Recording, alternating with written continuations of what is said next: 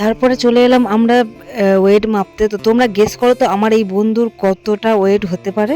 ঠিক আছে, তারপর আমি এখানে মেপে নিলাম, আর আমি হয়েছিলাম তখন 50 কেজি ওয়েট। তোমার বিশ্বাস হচ্ছিলাম না, আমি কারণ অনেক দিন আগে মেপেছিলাম, তখন ছিলাম 40 কেজি।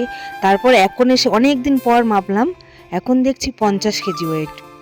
বাবা, যাই হোক, শুনে একটু খুশি হলাম। তো তারপরে এখানে ওয়েট মারলাম, আর ভাই আমার বন্ধুর ওয়েট দেখে আমি তো অবাক হয়ে গেছি।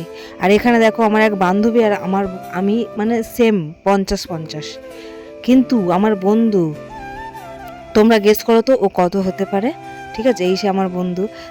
তারপর ওখান দিয়ে চলে এসেছিলাম রুমে আমাদের। তারপর আমরা রেডি হয়ে বেরিয়ে পড়ছিলাম, কারণ আমাদের ট্রেন ধরতে হতো, আর ট্রেনটা ছিল 9টায়। আর এখানে দেখো গান চলছিল, আমরা সব একটু ডান্স করে নিয়েছিলাম রেডি ফেডি হয়ে, ডান্স করে তারপর ওখান দিয়ে বেরিয়ে যাব। আর খুব আনন্দ হয়েছে। শিলাজিতের বাড়িতে নয় আগে শিলাজিতের কাছে টাইম সঙ্গে পাপড়ি চাট